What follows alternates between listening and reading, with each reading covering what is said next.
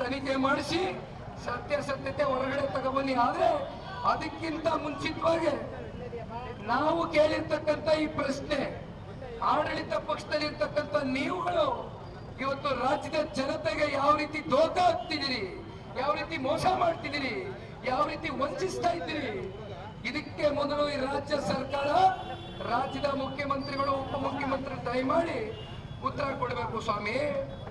ಪಾಪ ಉಪಮುಖ್ಯಮಂತ್ರಿಗಳು ದಿನ ಬೆಳಗ್ಗೆ ಅಂದ್ರೆ ಕುಮಾರಣ್ಣಂದ ಚಿಂತೆ ಇರ್ಲಿ, ಪರವಾಗಿಲ್ಲ. ನಾನು ಅವ್ರ ಮಟ್ಟಕ್ಕೆ ಹಿಡಿಲಿಕ್ಕೆ ಸಿದ್ಧ ಇಲ್ಲ. ಇವತ್ತಿನ ಭ್ರಷ್ಟಾಚಾರವನ್ನ ಈ ರಾಜ್ಯದಲ್ಲಿ ಸಂಪೂರ್ಣವಾಗಿ ನಿರ್ಮೂಲನೆ ಮಾಡಿಬಿಡ್ತೀವಿ, ಕಿತ್ತೊಗಿತೀವಿ ಅಂತಕ್ಕಂಥ ಸುಳ್ಳು ಭರವಸೆಗಳನ್ನ ಮೂಡಿಸಿ ಅಹಿಂದ ವರ್ಗ ಹಾಗೂ ಹಿಂದುಳಿದಿರ್ತಕ್ಕಂಥ ವರ್ಗಗಳಿಗೆ ಇವತ್ತು ಅನ್ಯಾಯವನ್ನ ಮಾಡ್ತಾ ಇದ್ದಾರೆ. ಇವತ್ತು ಮೂಡದಲ್ಲಿ 14 ನಿವೇಶನಗಳು ಸ್ವತಃ ಈ ರಾಜ್ಯದ ಮುಖ್ಯಮಂತ್ರಿಗಳು ಮತ್ತೆ ಅವರ ಕುಟುಂಬ ಸುಳ್ಳು ದಾಖಲಾತಿಗಳನ್ನ ಸೃಷ್ಟಿ ಮಾಡುವ ಮೂಲಕ ದಲಿತರಿಗೆ ಸೇರಿರ್ತಕ್ಕಂಥ ಜಮೀನನ್ನ ಇವತ್ತು ಯಾವ ರೀತಿ 14 ನಿವೇಶನಗಳನ್ನ ಅವರಿಗೆ ಬರೆಸ್ಕೊಳ್ತಕ್ಕಂಥ ಒಂದು ಪ್ರಯತ್ನವನ್ನ ಮಾಡಿದ್ದಾರೆ. ತನಿಖೆ ಮಾಡಿಸಿ ಸತ್ಯಾಸತ್ಯತೆ ಹೊರಗಡೆ ತಗೊಬನ್ನಿ. ಆದ್ರೆ ಅದಕ್ಕಿಂತ ಮುಂಚಿತವಾಗಿ ನಾವು ಕೇಳಿರ್ತಕ್ಕಂಥ ಈ ಪ್ರಶ್ನೆ, ಆಡಳಿತ ಪಕ್ಷದಲ್ಲಿರ್ತಕ್ಕಂಥ ನೀವುಗಳು ಇವತ್ತು ರಾಜ್ಯದ ಜನತೆಗೆ ಯಾವ ರೀತಿ ದೋಖ ಆಗ್ತಿದ್ದೀರಿ, ಯಾವ ರೀತಿ ಮೋಸ ಮಾಡ್ತಿದ್ದೀರಿ, ಯಾವ ರೀತಿ ವಂಚಿಸ್ತಾ ಇದ್ದೀರಿ, ಇದಕ್ಕೆ ಮೊದಲು ಈ ರಾಜ್ಯ ಸರ್ಕಾರ, ರಾಜ್ಯದ ಮುಖ್ಯಮಂತ್ರಿಗಳು, ಉಪಮುಖ್ಯಮಂತ್ರಿಗಳು ದಯಮಾಡಿ ಉತ್ತರ ಕೊಡಬೇಕು ಸ್ವಾಮಿ. ಪಾಪ ಉಪಮುಖ್ಯಮಂತ್ರಿಗಳು ದಿನ ಬೆಳಗ್ಗೆ ಅಂದ್ರೆ ಕುಮಾರಣ್ಣಂದ ಚಿಂತೆ ಇರ್ಲಿ, ಪರವಾಗಿಲ್ಲ.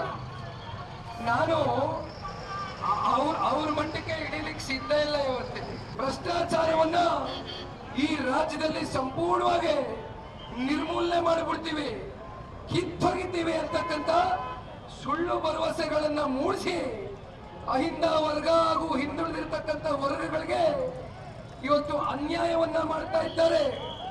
ಇವತ್ತು ಮೂಡದಲ್ಲಿ 14 ನಿವೇಶನಗಳು ಸ್ವತಃ ಈ ರಾಜ್ಯದ ಮುಖ್ಯಮಂತ್ರಿಗಳು ಮತ್ತೆ ಅವರ ಕುಟುಂಬ ಸುಳ್ಳು ದಾಖಲಾತಿಗಳನ್ನ ಸೃಷ್ಟಿ ಮಾಡುವ ಮೂಲಕ ದಲಿತರಿಗೆ ಸೇರಿರ್ತಕ್ಕಂಥ ಜಮೀನನ್ನ ಇವತ್ತು ಯಾವ ರೀತಿ 14 ನಿವೇಶನಗಳನ್ನ ಅವರಿಗೆ ಬರೆಸ್ಕೊಳ್ತಕ್ಕಂಥ ಒಂದು ಪ್ರಯತ್ನವನ್ನ ಮಾಡಿದ್ದಾರೆ. 14 ಸೈಟು ವಾಪಸ್ ನಾನು क्लीन सब लोग मत आओ यार प्लीज, सब लोग मत आओ. 14 ಸೈಟು ವಾಪಸ್ ನಾನು क्लीन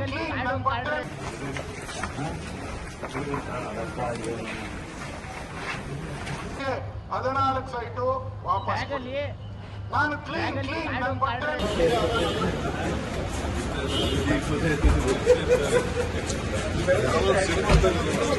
14 ಸೈಟು ವಾಪಸ್ ನಾನು ಕ್ಲೀನ್ ಕಾರ್ಯಕ್ರಮವಿದು. ನಾಡಪ್ರಭು ಕೆಂಪೇಗೌಡರ 515ನೇ ಜಯಂತ್ಯುತ್ಸವ ಸಮಾರಂಭ. 14 ಸೈಟು ವಾಪಸ್ ನಾನು ಕ್ಲೀನ್ 14 ಸೈಟು ವಾಪಸ್ ನಾನು ಕ್ಲೀನ್ ವೈಟು ಪಂಚೆ ವೈಟು ಅಂದ್ರಿ ಸಿಬಿಐ ತನಿಖೆ ನೀವು ತಪ್ಪು ಮಾಡಿಲ್ಲ ತಾನೆ? ಸಿಬಿಐ ಅವ್ರು ಏನ್ ಮಾಡ್ತಾರೆ? ನಿಮ್ಮನ್ನ ತಪ್ಪು ಮಾಡಿಲ್ಲ ಅಂದ್ರೆ ನಿಮ್ಮನ್ನ ಏನ್ ಮಾಡ್ತಾರೆ? ಏನು ಮಾಡಕ್ಕಾಗಲ್ಲ ಸಿಬಿಐನವರು. ನೀವು ಕ್ಲೀನ್ ಅನ್ನೋದಕ್ಕೆ ಸರ್ಟಿಫಿಕೇಟ್ ತಗೊಳಕ್ಕೆ ಸಿಬಿಐ ಕೊಡಿ, ನೀವು ರಾಜೀನಾಮೆ ಕೊಡಿ.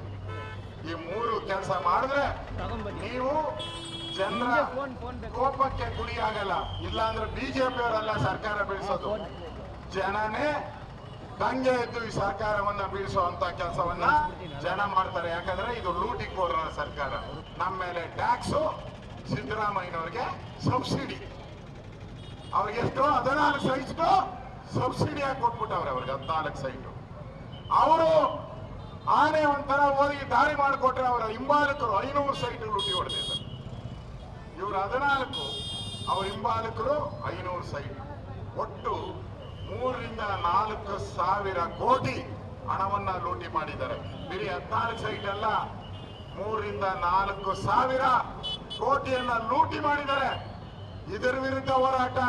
ನಾವ್ ಯಾರೋ ಏನೋ ಮಾಡಿದ್ದಾರೆ ಅಂತಲ್ಲ, ಕಳ್ಳ ಕದ್ದು ಬಿಟ್ಟಿದ್ದಾರೆ. ಖಜಾನೆ ಲೂಟಿಯಾಗಿದೆ, ಭ್ರಷ್ಟಾಚಾರ ತಾಂಡವಾಡ್ತಾ ಇದೆ.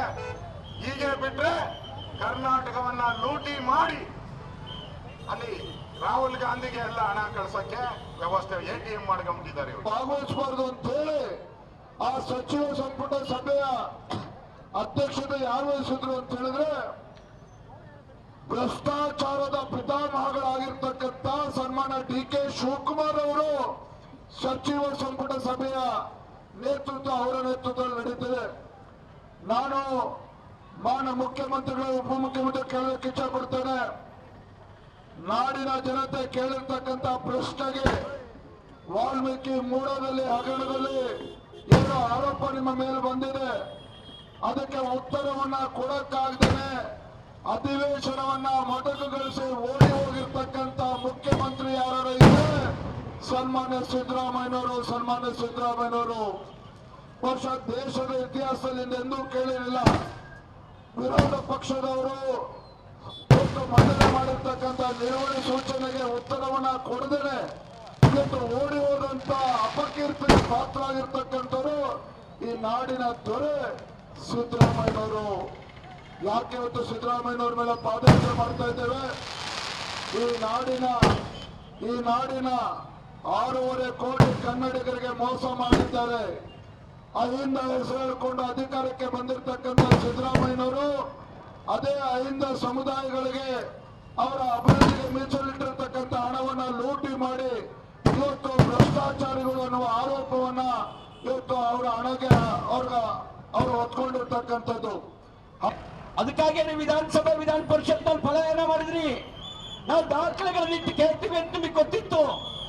ಉತ್ತರಿಸುವ ಸಾಮರ್ಥ್ಯ ನಿಮ್ಗಿರ್ಲಿಲ್ಲ, ಅದಕ್ಕಾಗಿ ಪಲಾಯನ ಮಾಡಿದ್ರಿ. ಈಗ ಭ್ರಷ್ಟಾಚಾರ ಸಮರ್ಥನೆಗೆ ಸಭೆ ಮಾಡ್ತಾ ಇದ್ದೀರಿ, ಭ್ರಷ್ಟಾಚಾರ ಸಮರ್ಥನೆಗೆ ಸಭೆ ಮಾಡ್ತಾ ಇದ್ದೀರಿ. ಏನೇ ಸಭೆ ಮಾಡಿದ್ರು ಕಾಗೆ ಬೆಳಗಾಗಕ್ಕೆ ಸಾಧ್ಯನಾ? ಕಾಗೆ ಕರಗಿಗ ಬೆಳಗಿದೆಯಾ? ಕಾಂಗ್ರೆಸ್ ಕರಪ್ಟ್ ಕಾಂಗ್ರೆಸ್, ಕ್ಲೀನ್ ಕಾಂಗ್ರೆಸ್ ಆಗಕ್ಕೆ ಸಾಧ್ಯನಾ? ಕಾಂಗ್ರೆಸ್ ಏನಿದ್ರು ಕರಪ್ಟ್ ಕಾಂಗ್ರೆಸ್, ಕ್ಲೀನ್ ಕಾಂಗ್ರೆಸ್ ಆಗಕ್ಕೆ ಸಾಧ್ಯ ಇಲ್ಲ. ಕಾಗೆ ಹೇಗೆ ಬೆಳ್ಳಗಿರಲ್ವೋ ಹಾಗೆ ಕಾಂಗ್ರೆಸ್ ಕೂಡ ಸ್ವಚ್ಛವಾಗಿರೋದೇ ಪಾರ್ಟಿ ಅಲ್ಲ. ಅದೇನಿದ್ರು ಭ್ರಷ್ಟ ಪಾರ್ಟಿ. ಎಂತ ಪಾರ್ಟಿ? ಭ್ರಷ್ಟ ಪಾರ್ಟಿ. ಅದಕ್ಕೆ ಮಾನ್ಯ ಮುಖ್ಯಮಂತ್ರಿಗಳೇ, your administration is not clean administration. ಭಾಗವಹಿಸಬಾರ್ದು ಅಂತ ಹೇಳಿ ಆ ಸಚಿವ ಸಂಪುಟ ಸಭೆಯ ಅಧ್ಯಕ್ಷತೆ ಯಾರು ವಹಿಸಿದ್ರು ಅಂತ ಹೇಳಿದ್ರೆ ಭ್ರಷ್ಟಾಚಾರದ ಪಿತಾಮಹಗಳಾಗಿರ್ತಕ್ಕಂಥ ಸನ್ಮಾನ DK ಶಿವಕುಮಾರ್ ಅವರು ಸಚಿವ ಸಂಪುಟ ಸಭೆಯ ನೇತೃತ್ವ ಅವರ ನೇತೃತ್ವದಲ್ಲಿ ನಡೀತಿದೆ. ನಾನು ಮಾನ್ಯ ಮುಖ್ಯಮಂತ್ರಿಗಳು ಉಪಮುಖ್ಯಮಂತ್ರಿ ಕೇಳಲಿಕ್ಕೆ ಇಚ್ಛೆ ಪಡ್ತೇನೆ. ನಾಡಿನ ಜನತೆ ಕೇಳಿರ್ತಕ್ಕಂಥ ಪ್ರಶ್ನೆಗೆ ವಾಲ್ಮೀಕಿ ಮೂಡದಲ್ಲಿ ಹಗರಣದಲ್ಲಿ ಏನೋ ಆರೋಪ ನಿಮ್ಮ ಮೇಲೆ ಬಂದಿದೆ, ಅದಕ್ಕೆ ಉತ್ತರವನ್ನ ಕೊಡಕ್ಕಾಗ್ದೇನೆ ಅಧಿವೇಶನವನ್ನ ಮೊಟಕುಗೊಳಿಸಿ ಓಡಿ ಹೋಗಿರ್ತಕ್ಕಂಥ ಮುಖ್ಯಮಂತ್ರಿ ಯಾರು ಇದ್ರೆ ಸನ್ಮಾನ್ಯ ಸಿದ್ದರಾಮಯ್ಯನವರು. ಬಹುಶಃ ದೇಶದ ಇತಿಹಾಸದಲ್ಲಿ ಎಂದೂ ಕೇಳಿರಲಿಲ್ಲ. ವಿರೋಧ ಪಕ್ಷದವರು ಮಂಡನೆ ಮಾಡಿರ್ತಕ್ಕಂಥ ನಿಲುವಳಿ ಸೂಚನೆಗೆ ಉತ್ತರವನ್ನ ಕೊಡದೇನೆ ಇವತ್ತು ಓಡಿ ಹೋದಂತ ಅಪಕೀರ್ತಿಗೆ ಪಾತ್ರ ಆಗಿರ್ತಕ್ಕಂಥವ್ರು ಈ ನಾಡಿನ ದೊರೆ ಸಿದ್ದರಾಮಯ್ಯನವರು. ಯಾಕೆ ಇವತ್ತು ಸಿದ್ದರಾಮಯ್ಯನವ್ರ ಮೇಲೆ ಪಾದಯಾತ್ರೆ ಮಾಡ್ತಾ ಇದ್ದೇವೆ? ಈ ನಾಡಿನ 6.5 ಕೋಟಿ ಕನ್ನಡಿಗರಿಗೆ ಮೋಸ ಮಾಡಿದ್ದಾರೆ. ಅಹಿಂದ ಹೆಸರು ಹೇಳಿಕೊಂಡು ಅಧಿಕಾರಕ್ಕೆ ಬಂದಿರತಕ್ಕಂಥ ಸಿದ್ದರಾಮಯ್ಯನವರು ಅದೇ ಅಹಿಂದ ಸಮುದಾಯಗಳಿಗೆ ಅವರ ಅಭಿವೃದ್ಧಿಗೆ ಮೀಸಲಿಟ್ಟಿರ್ತಕ್ಕಂಥ ಹಣವನ್ನ ಲೂಟಿ ಮಾಡಿ ಇವತ್ತು ಭ್ರಷ್ಟಾಚಾರಿಗಳು ಅನ್ನುವ ಆರೋಪವನ್ನ ಇವತ್ತು ಅವರ ಹಣಗೆ ಅವರು ಹೊತ್ಕೊಂಡಿರ್ತಕ್ಕಂಥದ್ದು.